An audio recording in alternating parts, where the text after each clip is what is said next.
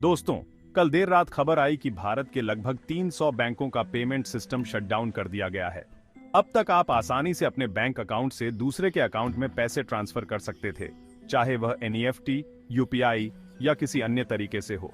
लेकिन अब इन 300 बैंकों के ग्राहकों को यह सुविधा नहीं मिलेगी क्योंकि इन बैंकों का पेमेंट सिस्टम अस्थायी रूप से बंद कर दिया गया है। इसका कारण है रैंसमवेयर अटैक। यह खबर आप देख सकते हैं। Ransomware attack shuts down hundreds of banks, disrupts UPI payments. पूरी अपडेट जाने से पहले वीडियो को लाइक कर देना। अब बात करते हैं कि यह हुआ कैसे। National payments corporation of India NPCI ने कहा है कि यूपीआई, आईएमपीएस और अन्य कई पेमेंट सिस्टम्स कुछ बैंकों के लिए उपलब्ध नहीं होंगे। इसका कारण है कि इन बैंकों के पेमेंट सिस्टम्स को सेवाएं प्रदान करने वाली कंपनी सी एज टेक्नोलॉजीज पर रैंसमवेयर अटैक हुआ है। यह अटैक लगभग शाम 6:30 बजे के बाद एनपीसीआई के नोटिस में आया।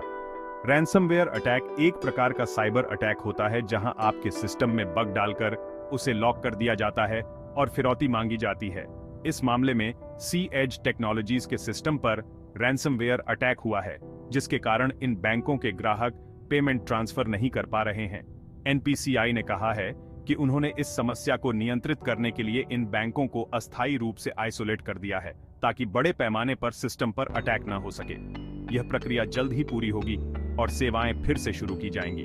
सी एज टेक्नोलॉजीज एक जॉइंट वेंचर है टीसीएस और एसबीआई का, जो कई बैंकों को पेमेंट से संबंधित सेवाएं प्रदान करता है। इस अटैक का प्रभाव मुख्य रूप से छोटे और स्थानीय कोऑपरेटिव बैंकों पर पड़ा है। बड़े बैंकों पर इसका प्रभाव नहीं पड़ा है। रैंसमवेयर अटैक्स का खतरा हमारे देश में तेजी से बढ़ रहा है। 2022 में रैंसमवेयर के घटनाओं में 53% की वृद्धि हुई थी। आईटी और फाइनेंस सेक्टर पर इसका सबसे ज्यादा प्रभाव पड़ता है। सरकार ने भी चेतावनी दी थी कि बैंकिंग सिस्टम पर इस तरह के अटैक हो सकते हैं। इस समस्या का समाधान जल्द ही हो जाएगा, लेकिन ये एक चेतावनी साइन है कि हमें हमारे बैंकिंग सिस्टम को सुरक्षित रखने की दिशा में और कदम उठाने चाहिए। अब आपके लिए एक क्वेश्चन है, साइबर सिक्योरिटी के क्षेत्र में फिशिंग क्या होता है? इसका उत्तर आप मुझे कमेंट सेक्शन में बता सकते हो। पर अगर मेरी वीडियो पसंद आई हो तो वीडियो को लाइक कर देना, चैनल को सब्सक्राइब कर देना। जय श्री राम।